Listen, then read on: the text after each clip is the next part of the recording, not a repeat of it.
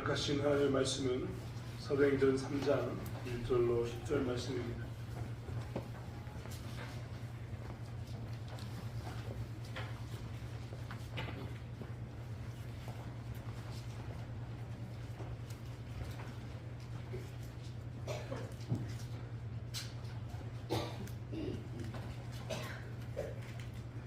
사도행전 3장 1절로 10절 말씀, 제가 제 성경으로는 신약 성경 196페이지에 있습니다.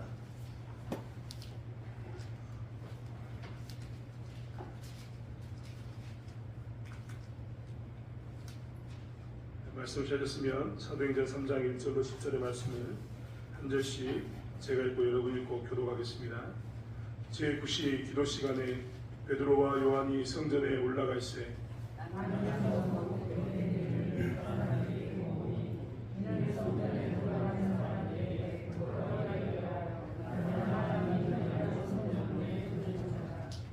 그가 베드로와 요한이 성전에 들어가려 함을 보고 구걸하거늘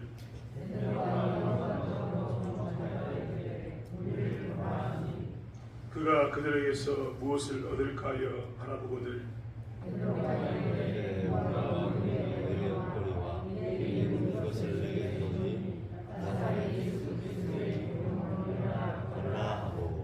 오른손을 잡아 일으키시니 발과 발목이 곧 힘을 얻고 일어서서 그러며 그들과 함께 성전으로 들어가면서 기도하며 하나님을 찬송하니 모든 백성이 그 걷는 것과 하나님을 찬송함을 보고 그가 원래 성전 이문에 앉아 구걸하던 사람인 줄 알고 그에게 일어난 일로 인하여 심히 놀랍게 여기며 놀랐다. 아멘. 저는 기도하시는 것은 명절인데 하나님을 기억하시면서 여행원에 나온 여러분을 축복합니다. 고향 방문 하신 분들 굉장히 오랜만에 교회에 오셨던 것 같은데 여러분 고향 방문해 주셔서 함께 예배드리신 여러분 너무 환영하고 축복합니다. 저희는 매달 첫째 주에 함께 기도하는 시간을 갖는데요. 매달 첫째 주 저희 권사님들이 집사님들이 오후 2시가 되면 나와서 자녀분들을 위해서 기도하고 또 교회를 위해서 기도하고 여러 가지 기도 제목으로 기도하고 있습니다.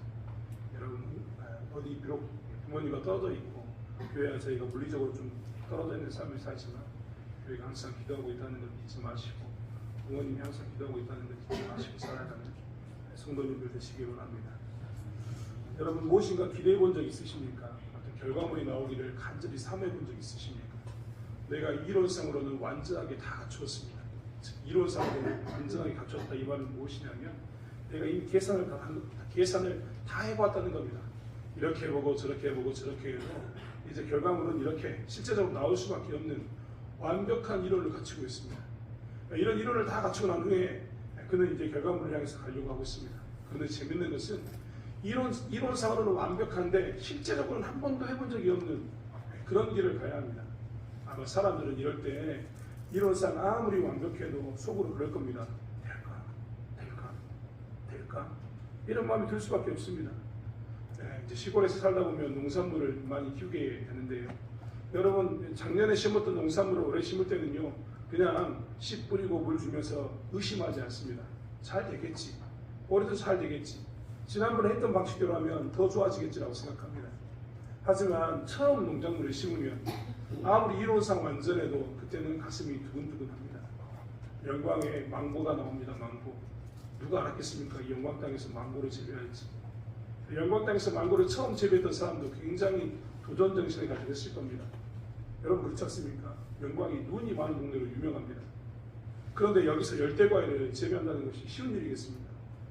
다른 동네는 괜찮을지 모르겠지만 영광, 고창은 좀 피해 가야 할 것 같은데 이 땅에서 망고 재배를 해서 좋은 선례를 남긴 사람이 영광이 있습니다. 아마 그 사람도 처음에는 준비를 하면서 고민했을 겁니다. 아마 속으로 그랬을 겁니다. 될까? 망하면 어쩌지? 그렇지 않습니까? 비닐하우스 하나를 준비하는데도 몇 억이 드는데 많은 농산물을 준비하면서 망하면 어떻게 할까 하는 그 근심이 없었겠습니까만 그 사람은 아무튼 성공했습니다. 우리 인생 가운데는요 이렇게 이론상 완전해도 처음 가본 길은요 다들 될까 하는 의심 가운데 있습니다. 아무리 내가 완벽하게 되어 있고 사람들이 완벽한 이론이야라고 이야기해도 실행해보는 것, 실천해보는 것은 또 다른 문제라는 것을 잘 알기 때문에 우리의 모습 가운데서는 이론은 완벽해도 결과물이 잘 나올까 하는 근심이 있는 겁니다. 그런데 그 근심 가운데 내가 이론을 잘 준비해가지고 진행했는데 첫 번째 결과물이 딱 나왔습니다. 그러면 그 순간 우리가 어떻게 하냐면 환희합니다. 매년 지었던 농사, 여러분 물론 감사하죠. 우리 앞에도 논밭이 많았는데 이 논에서 나락이 다시 나와가지고 쌀이 수확되는 것을 보면서 막 기뻐서 춤추는 사람은 없을 겁니다. 잔치를 하는 사람은 없습니다. 하지만 좀 전에 말씀드렸던 것처럼 영광 땅에 망고를 처음 재배해가지고 망고가 성공적으로 주렁주렁 열렸습니다. 아마 사람들은 뉴스에 막 신문 뉴스에 이렇게 보도하면서 뭐라고 이야기하냐면 영광 땅에도 드디어 망고가 생산되었다 이런 말을 하게 될 겁니다. 옆에 있는 사람들과 환호하면서 기쁨 가운데서 야 드디어 결과물이 나왔어 라고 이야기하는 그런 삶을 살게 될 겁니다. 이론상 완벽해도 처음 결과물을 갖는다는 것은 우리에게 그런 의미를 갖습니다. 예수님이 하늘로 승천하셨습니다.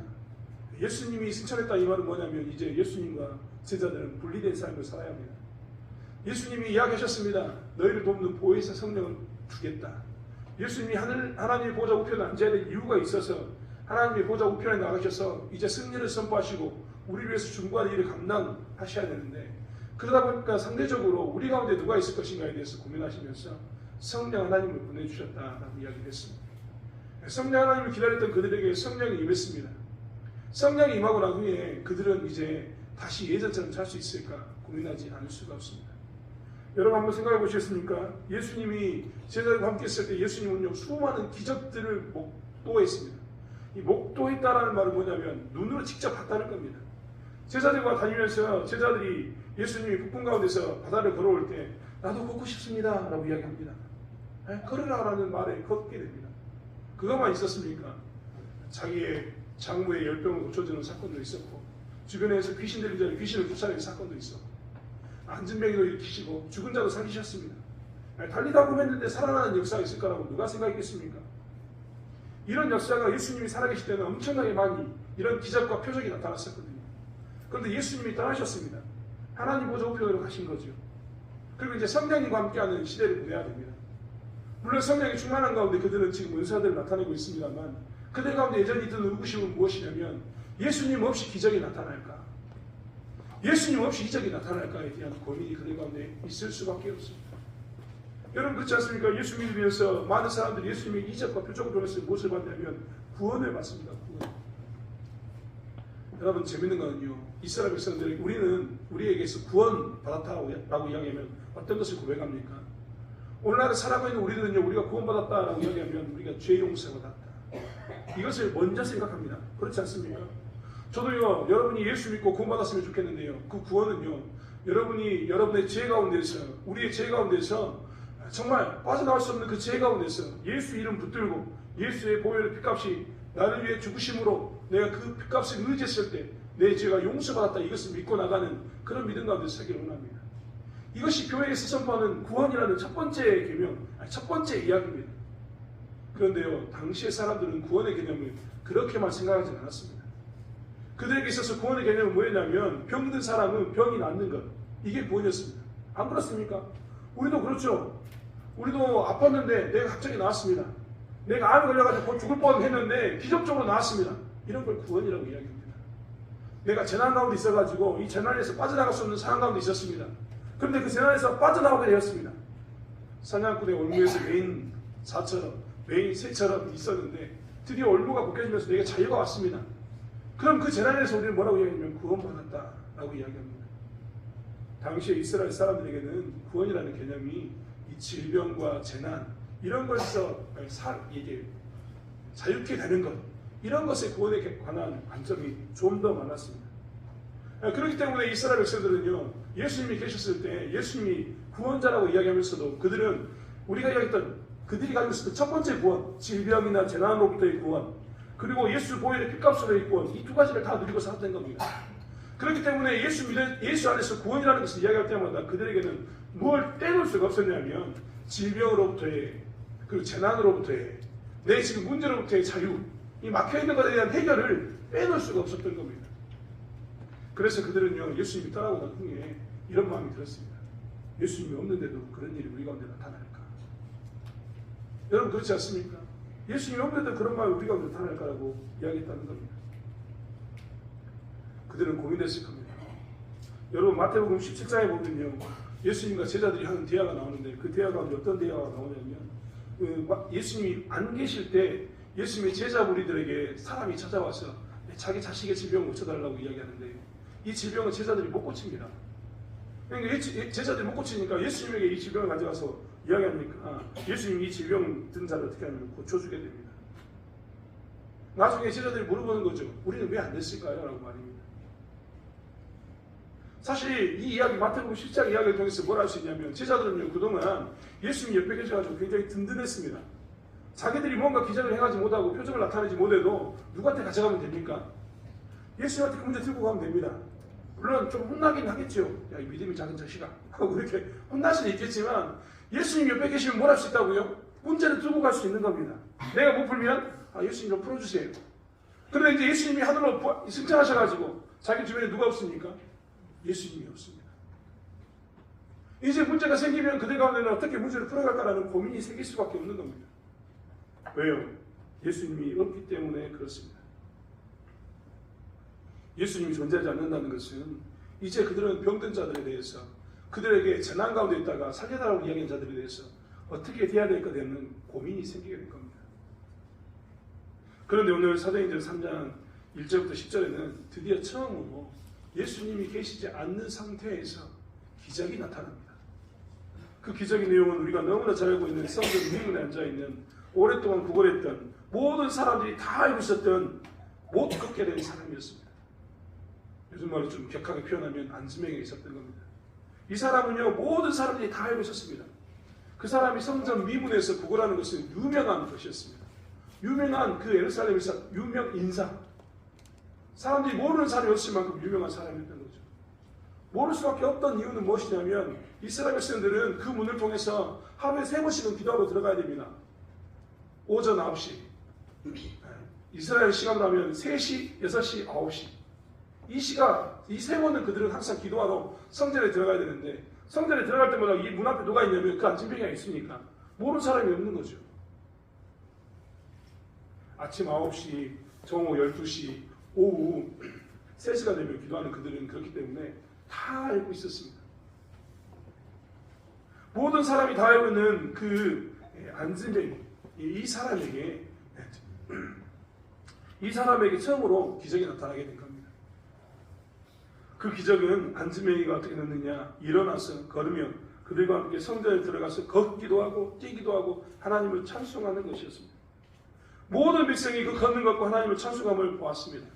그리고 모든 사람들이 다 놀랐습니다. 왜냐하면 그들이 다 알고 있는 사람이기 때문에 그렇습니다. 그런 기적이 드디어 나타났습니다. 예수님이 존재하지 않아도, 함께하지 않아도 그들에게 나타나시게 된 겁니다. 사실 오늘 본문을 통해서 예수님께서는 오늘 예수님께서 부재하는 상황 가운데 이 기적을 나타내시면서 하나님께서는 우리에게 무엇을 말씀하고 계시냐면 너희들이 이론상 두근두근하면서 처음을 향해 나가면서 진짜로 그런 일이 있을까라고 했던 그런 두근두근거리는 그 상황 가운데 예수님이 부재한 것처럼 보여서 너희들이 이런 일이 있을까라고 고민하는 그런 상황 가운데 너희들이 어떤 마음을 가지고 살아야 되는가에 대해서 이야기하고 있는 겁니다. 그 첫 번째가 무엇이냐면 믿음으로 기적을 나타내라라는 겁니다. 오늘 예수님의 제자들처럼 믿음으로 기적을 나타내는 겁니다. 여러분 오늘 우리는 많은 사람들이 성전 미문의 사건을 통해서 뭐만 이야기하냐면 은과 금은 내게 없으나 라고 했던 이 제목만 생각합니다. 내게 있는 것을 내게 준다. 나사렛 예수 그리스도의 이름으로 일어나 걸으라. 이 부분을 강조합니다. 틀렸다는 게 절대 아닙니다. 하지만 더 중요한 건 뭡니까? 그들이 무엇으로 기적을 나타냈는가입니다. 지금 예수님이 계시지 않지만 그들은 예수님의 이름으로 기적을 나타냈습니다. 예수님의 이름으로 기적을 나타냈다 이 말이 뭡니까? 예수님이 하나님 보좌 우편에 앉아 계시고 해서 그들과 떨어져 있음에도 불구하고 예수님이 그들 옆에 있지 않아도 그들은 무엇을 가지고 기도한 겁니까? 믿음을 가지고 기도한 겁니다. 믿음을 가지고 그들은 뭘 했냐? 선포했던 겁니다. 믿음을 가지고 예수님이 나와 함께하지 않지만 지금 나와 떨어져 있지만 내 눈앞 승천 산으로 올라가셨지만 그렇지만 나는 무엇을 가지고? 예수 이름을 가지고 믿음을 가지고 내가 예수님의 이름으로 기도하면 응답이 주는 그 믿음을 가지고 기적을 나타낼 것입니다. 사실 히브리서 11장 6절은 우리에게 이렇게 이야기하고 있습니다.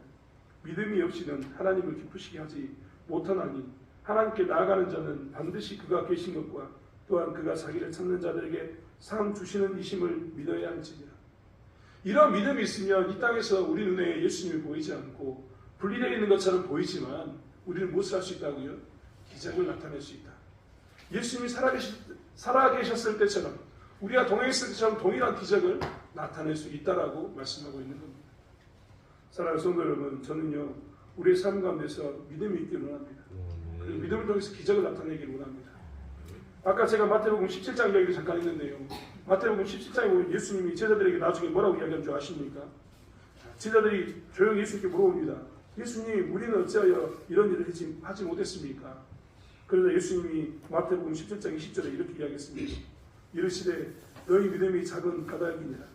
진실로 너희에게 이르노니 만일 너희에게 믿음이 겨자씨 하나만큼만 있어도 이 산을 명하여 여기서 저리로 옮기라 하면 옮겨질 것이요 또 너희가 못할 것이 없으리라. 못할 것이 없으리라. 믿음으로 충분히 기적을 나타내고 믿음으로 충분히 표적을 나타낼 수 있음을 이야기하고 있습니다. 믿음을 가지고 예수 이름을 가지고 기도하면 오늘날도 여전히 예수가 분리되어 있지만 하나님 보좌 우편에 있다고 이야기하지만 여전히 우리는 뭘 할 수 있다고요? 기적을 나타낼 수 있다라고 말씀하고 있는 겁니다. 그렇기 때문에 사실 우리는 오늘날 살아가면서 무엇을 해야 되느냐? 우리들에게 기적이 나타나는가? 기적이 일어나는가를 고민할 때마다 나는 예수 이름을 가지고 믿음으로 기도하는 것을 살피고 예수 이름을 가지고 믿음으로 기도해야 될 줄 믿습니다. 제가 처음 말씀드렸던 것처럼 저희 교회는 요즘 2024년도 구하라 그러면 유리되라 말씀 가지고 기도하고 있지 않습니까? 기도의 자리를 지키고 있습니다. 기도하면서 우리에게 필요한 건 무엇일까요? 믿음입니다. 예수 이름으로 기도하면 하나님께서 역사하신다는 그 믿음이 우리 가운데 필요한 줄 믿습니다. 여러분 오늘 고향을 방문하셨던 여러분이 많은 분들이 계시는데 여러분의 삶 가운데도요 믿음으로 기도하는 삶을 살기를 원합니다. 아마 많은 분들이 이야기했을 겁니다. 엄마는 무슨 교회를 그렇게 열심히 하냐? 엄마가 믿었던 하나님이 있기는 한 거냐?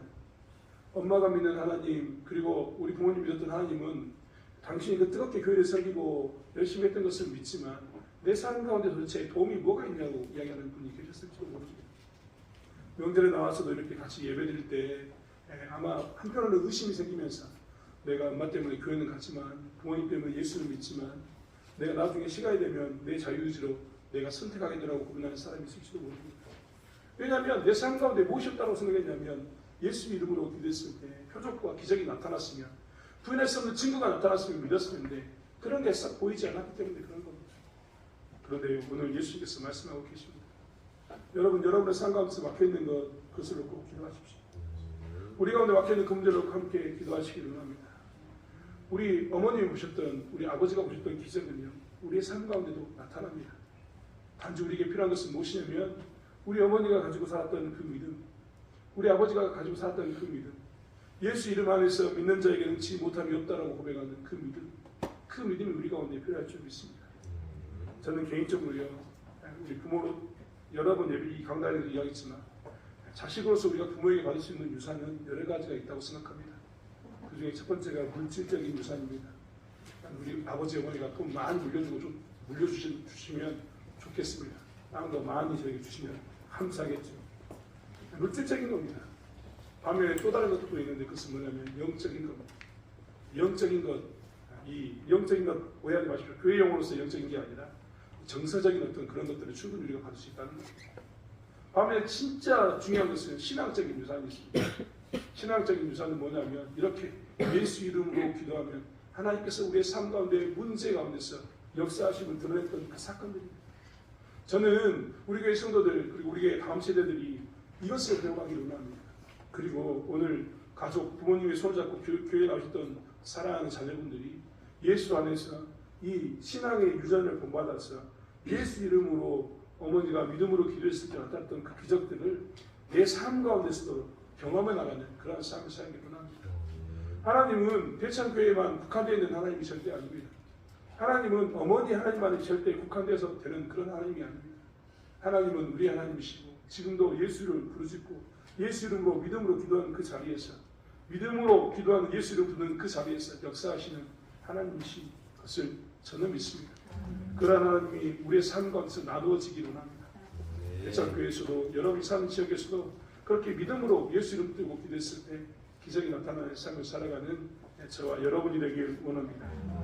두 번째로 이제 사도행전 3장 1절부터 10절까지 우리에게 주시는 말씀은 무엇이냐면 이런 처음의 기적을 통해서 우리에게 주시는 말씀은 너희들이 은과 금이 아니라 예수를 나누라라는 말씀을 우리에게 주셨습니다.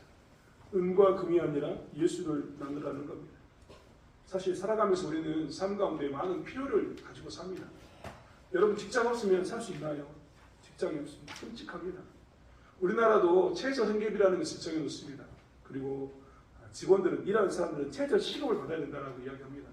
그 최저생계비와 최저시급은 어떤 의미를 갖냐면 이 땅에서 살아가는데 삶을 살아가려면 최소한의 그만큼의 돈은 있어야 된다는 의미를 갖습니다. 돈이 없으면 사는 데 너무나 힘듭니다. 너무나 어렵습니다. 우리의 삶의 필요를 채우지 못하면 우리는 너무나 힘든 그런 삶을 살게 됩니다. 그렇기 때문에 우리는 삶의 필요를 부지런히 채우려고 노력합니다. 내 삶의 필요가 내 삶 가운데 뭔가 필요한 것이 있으면 그것을 채우기 위해서 안간힘을 씁니다.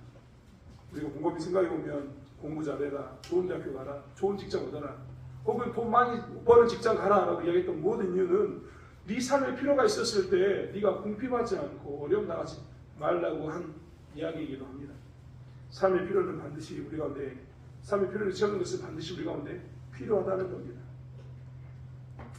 은과 금에 대해서 우리는 이야기할 때 자꾸 부정적으로만 생각합니다. 여기서 말하는 은과 금은 그 당시에 은화, 금화를 이야기합니다. 당시에는 직접 은을 가지고 금을 가지고 돈을 만들었거든요.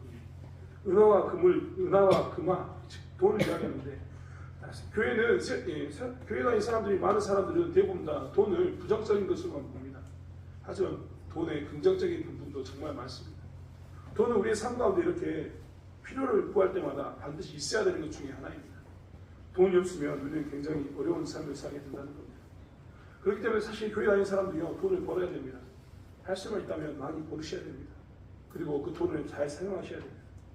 아무튼 교회 다니는 사람이 돈을 멀리 할 것만은 절대 아니라는 겁니다. 하지만 교회 다니는 사람이 정말 나눠야 될 것이 있는데 그것은 무엇이냐면 은과 금, 즉 돈이 아니라 예수를 나눠야 합니다. 우리는 사실 예수를 나누는 것이 얼마나 중요한지 잘 모르고 삽니다. 하지만 예수의 이름을 나누는 것만큼 중요한 것은 없습니다.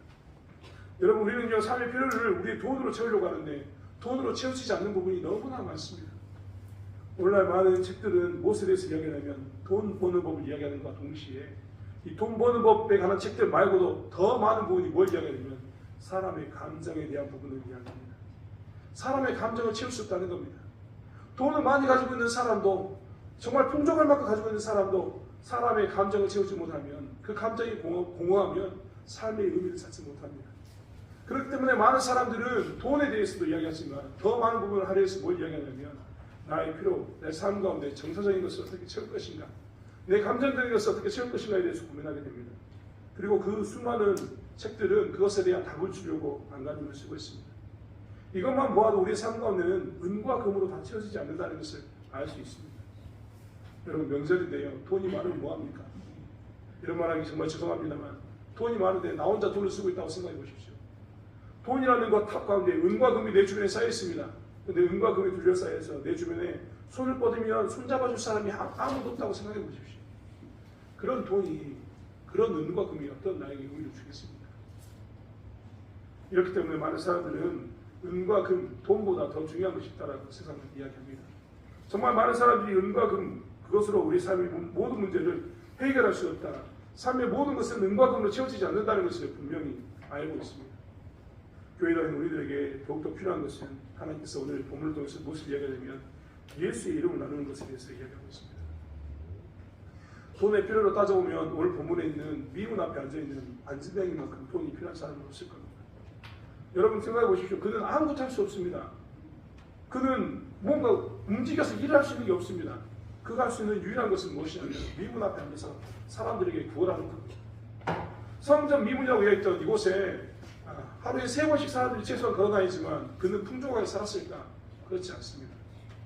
돈을 아무리 성전 앞에, 여러분 하나님의 성전 앞이니까 사람들이 지나가면서 돈을 많이 줄 것처럼 느껴지지만 절대 그렇지 않습니다. 우리가 지난번에 누가복음 말씀을 보았는데요. 누가복음 18장, 19장, 20장에 보면 거기에 여러 사람의 분상들이 나옵니다. 여러 사람들의 이야기가 나오는데 그 중에 한 사람이 누구였습니까? 바리새인과 세리 이야기를 통해서 보였던 바리새인이었습니다. 그는 소득의 11조를 드리는 사람이었습니다. 하지만 그게 다였습니다. 19장에 보면 성전에는 누가 있었느냐? 장사꾼들이 더 많았습니다. 그래서 예수님께서는 성전을 청소하신다고 이야기하시면서 그 장사꾼들을 쫓아냈습니다. 그 장사꾼들과 성전에서 일을 했던 제사장, 레위인들과는 같이 짝짝꿍이 되어서 사람들에게 돈을 버는 일에 혈안이 되었던 사람들입니다. 20장에 넘어오면 20장에 넘어오면 예수님께서 이런 말씀을 하십니다. 그들은 과거의 가산을 삼키며 외식으로 길게 기도하니 그들이 더 엄중히 심판을 받을 거다. 즉 과거의 가산을 삼키는 자들이 있는 곳이 어디였느냐면 성전이었습니다. 즉 성전에 3시 그리고 정오 유대인의 달려오라면 3시, 6시, 9시라고 했던 이 시간에 그들은 부지런히 성전을 들락날락하지만 그들 가운데는 뭐가 없었다고요? 소위 말하는 요즘 말로 얘기하면 사회 정의가 없었습니다. 가난한 자를 돌봄이 없었다는 겁니다. 그들은 오직 관심사가 어디 있었냐면 긴 옷을 입고 하얀 옷을 입고 내가 10여 1조를 했다는 것을 자랑하는 데 있었습니다. 그들은 어디에 그들 자랑이 있었냐면 그들의 그 장사꾼들과 합의돼서 내 주머니를 채우는 일에 더욱더 관심이 많았습니다. 그들은 과부가 가지고 있는 가산, 가난한 자의 그것을 빼앗아서 자기의 것을 만드는 그것에 관심이 많았습니다. 그런 그들에게 구걸을 한들 과연 미문에 앉아있는 사람이 얼마나 많은 것을 얻겠습니까? 아마 얻어봤자 하루를 채우는 겨우 그 정도의 필요였을 겁니다. 만약에 이 거지에게 이 안진뱅이가 구걸했을 때 많은 사람들이 그를 도왔다면 그는 한 달 동안은 나오지 않아도 될 텐데 그는 매일매일 나와서 구걸하는 그런 삶을 살았을 겁니다. 당시의 상황은 그에게도 꼭 오락가지 않았다는 겁니다. 그에게 있어서 은과 금은 매일매일 채워지는 은과 금은 매일매일 위해서 먹고 사는 그 문제를 해결하는 최소한의 소득이었을 게 분명합니다. 그는 그의 삶을 영위하기 위해서 하루하루 계속해서 은과 금을 구걸했지만 그것은 그의 삶의 필요를 하루하루만 채워줄 뿐이지 그의 근본적인 문제를 해결해 주지 못했습니다. 하지만 오늘 베드로와 요한이 했던 기도의 내용을 보십시오. 베드로와 요한은 더불어 주목하여 이르되 우리를 보라 하면서 그 안진뱅이 이야기합니다. 안진뱅이는 내심 속으로 기대했을 겁니다. 어떤 것을 기대했을까요? 그가 그들에게서 무엇을 얻을까요? 바라보거든. 이야기했던 것처럼 이제 이 사람이 나를 쳐다보라고 이야기했으니까 지나가면서 동전을 주는 사람이 아니라 쳐다보라고 이야기했으면 아마 나에게 많은 것을 주겠지. 야 내가 이제 드디어 한 달은 쉬어도 될라나 보다. 혹은 그런 마음이 있었을지도 모릅니다. 그런데 베드로와 요한은 그에게 뭐라고 얘기하냐면 야 나 은과 금은 없어. 나 돈은 너에게 나눠줄 게 없다. 그래 내 안에 있는 예수를 나눠줄게 라고 예수를 나눕니다. 예수 이름으로 선포하게 된 겁니다. 그래서 그의 삶은 어떻게 되냐면 하루하루 전전긍긍했던 그의 삶은 하루하루를 걱정하는 삶이 아니라 어떻게 됐습니까? 이제 그는 발목에 힘을 얻고 발에 힘을 얻어서 뛰어서서 걸으며 그들과 함께 성전으로 들어가는 은혜가 있었습니다. 레위기서 21장의 말씀을 보면요. 레위기서의 말씀을 통해서 이스라엘은 부정한 자를 구분해서 성전에 못 들어가게 합니다. 성전에 못 들어가게 한다는 말은 뭐냐면 부정한 자는 성전에 못 들어갑니다. 예를 들면 안진뱅이 부정합니다. 못 갑니다. 손이 하나 없다. 못 갑니다. 손가락이 하나 없다. 못 갑니다. 눈이 멀었다. 못 갑니다. 왜 못 갈까요? 그들에게 있어서는 그렇게 뭔가 부족하면 부정하다라고 생각해서 못 들어가겠습니다. 그러면 그에게는 영원히 성전에 들어갈 수 있는 기회가 없는 겁니다. 성전에 들어가야지 예배를 드리고 성전에 들어가야지 제사를 지내서 그는 하나님과 관계를 회복하는데 이 안진뱅이는 영원히 성전에 들어가지 못하니까 하나님과 관계를 회복하지 못하는 그런 삶을 살게 되는 겁니다. 계속해서 이스라엘 땅에 살지만 하나님의 백성이 아닌 삶을 살게 됐다는 겁니다. 그런데 드디어 그는 예수 이름을 나눔으로 인해서 어떻게 됐느냐? 성전에 들어가게 됩니다. 그는 더 이상 부정한 사람이 아니라 부족한 사람이 아니라 완전한 사람, 거룩한 사람, 정결한 사람이 됐습니다. 그리고 성전에 들어가서 하나님을 찬양해도 어떤 사람도 그에게 손가락질하면서 부정한 것이 어찌 여기 들어왔느냐라고 내쫓는 그런 일이 절대 없는 그런 삶을 살게 됩니다. 그는 드디어 삶의 근본적인 문제, 하나님과의 관계의 문제뿐만 아니라 그가 앞으로 이제 스스로가 돈을 벌어서 먹고 살 수 있는 그의 다리의 문제가 해결되는 그런 은혜를 경험하게 되었던 겁니다. 교회는 은과 금을 나눠야 합니다. 할 수만 있다면 교회는 구제를 하고, 할 수만 있다면 교회는 돌아보아서 내 주변에 있는 사람들이 가난하지 않게 해야 합니다. 여러 번 말씀드리지만 교회 근처에 있는 사람이 굶어 죽었다. 교회는 회개해야 합니다. 성도의 삶 가운데 그 주변에 있는 사람들이 어려움을 경험했다. 굶어 죽었다. 성도들은 회개해야 되는 거죠. 왜 그렇습니까? 교회는 그렇게 은과 금을 나눠서 가난한 자를 보살피는 게 당연하기 때문에 그렇습니다. 하지만 교회는 그것만을 하는 것이 교회가 절대 아닙니다. 교회는 무엇을 나누는 것이냐면 예수를 나누는 것입니다. 매일매일의 삶의 필요를 채워줘야 되는 것도 분명하지만 더 근본적인 삶의 문제를 해결해 주는 곳, 그것이 어디냐면 교회인 겁니다. 사실 성도는 우리 하나님을 믿는 것은 바로 이렇게 삶의 근본적인 문제가 해결되기 때문에 하나님을 믿는 것에 있습니다. 여러분, 명절이 되면 혹시 가족 간의 얼굴을 붉히시지는 않으셨습니까? 명절이 되면 뉴스 가운데 가족 간의 많은 불화가 뉴스 가운데 장식할 때가 많습니다. 왜 동생이 형에게 나이 더 주지 않냐? 왜 형이 다 갖고 나는 주지 않냐고 이야기하면서 불화가 있는 가정도 있습니다. 어떤 집은 반대로 왜 네가 다 가져가고 우리를 힘들게 만드냐고 이야기하는 그런 가정도 있습니다. 형 입장에서 도와주고 싶으나 도와줄 수 없고, 가족 입장에서 도와주고 싶으나 도와줄 수 없는 한계를 경험하게 됩니다. 부모도 마찬가지입니다. 부모가 자식에게 주고 싶은 마음이 더 큽니다. 제가 아는 우리 권사님들은 있는 거 다 모아가지고 탈탈 털어가지고 자식이 힘들다고 이야기하면 다 주는 거 제가 보았습니다. 이게 부모의 마음입니다. 하지만 한계가 있습니다. 자식들도 마찬가지입니다. 할 수만 있다면 부모를 돕고 싶고, 할 수만 있다면 부모를 잘 챙기고 싶습니다. 하지만 그때마다 느끼는 것은 무엇이냐면 한계입니다. 말씀드린 것처럼 은과 금을 나누는 것은 한계를 갖습니다. 하지만 예수를 나누는 것은 한계를 갖지 않습니다. 왜냐하면 그 근본적인 문제를 해결하기 때문에 그렇습니다. 그렇기 때문에 우리는 할 수만 있다면 은과 금을 나눠야 하지만 더 근본적인 예수를 나눠야 합니다. 여러분, 가정에 와서도요, 이런 명절 때마다 그렇기 때문에 우리는 무엇을 해야 됩니까? 예수를 나눠야 합니다. 여러분 힘들어하는 형제 자매에게 은과 금을 나눠주는 것도 해야 되겠지만 근본적으로 뭘 나눠줘야 합니까? 예수를 나눠줘야 합니다. 예수의 능력, 예수의 이름으로 기도하는 것, 예수 안에 주셨던 그 이름 가지고 기도하면서 그들에게 예수를 나누는 일에 힘써야 하는 겁니다. 이런 명절에 되면 부모는 자식에게 예수를 나눠주기에 힘써야 합니다. 자식도 부모에게 예수를 나누는 데 힘써야 합니다. 이러한 것이 되었을 때 우리는 한계를 경험하지 않고 매일매일 필요를 채워주기 위해서 언제까지 내가 나의 필요를 채워줄까라는 그런 고민 가운데 있지 않고 문제의 근본을 해결하게 되기 때문에 그렇습니다. 사랑하는 성도 여러분, 그렇기 때문에 우리는 무엇을 해야 되느냐? 은과 금이 아니라 예수를 나눌 삶을 살아야 합니다. 예수 이름을 나누고 살아야 되는 겁니다. 내 형제의 손을 잡고, 내 자녀의 손을 잡고, 내 부모의 손을 잡고, 내 이웃의 손을 잡고, 우리는 은과 금보다 더 귀한 예수를 나누는 일에 더욱더 힘써야 될 줄 믿습니다. 한계가 없는 예수를 나눔으로 해서 그들의 삶에도 한계가 없는 삶을 누리게 합니다. 정말 우리가 아무리 나눠줘도 안 되는 그 일에 대해서 예수를 나눔으로 해서 예수를 이름 가운데 해결되는 것을 볼 수 있는 그 기적을 그들에게도 나눠야 될 줄 믿습니다. 사랑하는 성도 여러분, 초대교회가 오늘 첫 번째 기적을 경험했습니다. 이 첫 번째 기적의 의미가 바로 여기에 있습니다.